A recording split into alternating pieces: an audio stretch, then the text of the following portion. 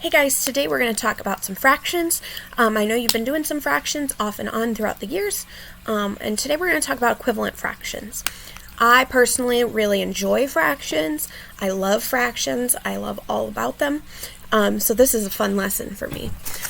So we're going to start off with a review. So first we're going to review, okay? So when we talk about a fraction, we know we have a number on the top, which is called my numerator, and we have a number on the bottom, which is the denominator. I remember this because the denominator goes down on the bottom. Ta-da! Okay. We can also talk about a fraction represents the part over the whole.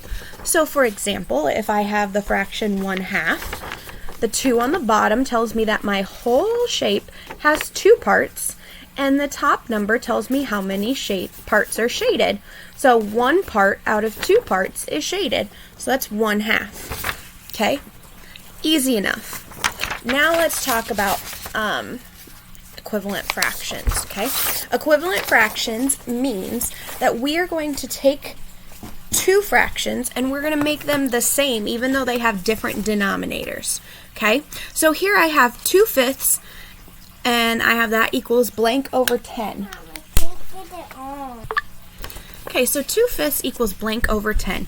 So the first thing I'm going to do is I need to look at my denominators, okay?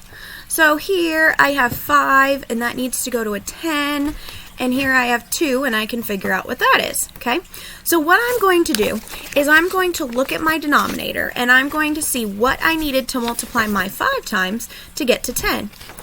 Well, I know that 5 times 2 equals 10.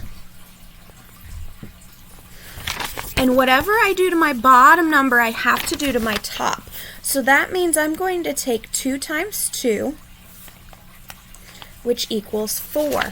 So that tells me that 2/5 is the same amount as 4/10. Okay?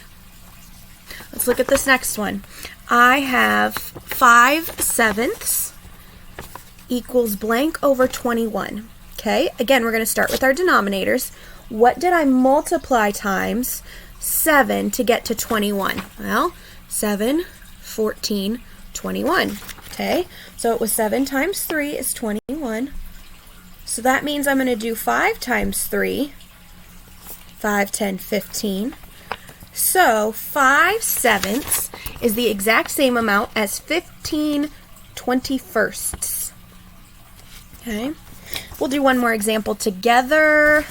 Let me see here. Try this one. Okay. This one's a little bit different. I could figure out how to do 16, what times 16 is 40, or I can look at it this way. 8 over 16. Well, 8 is half of 16. So this fraction equals 1/2. So what over 40 would equal 1/2? 20. So it would be 20 over 40. That one you didn't even have to do much for math. Okay? All right, your follow-up is going to be attached. If you have any questions, ask your teacher. Bye, guys.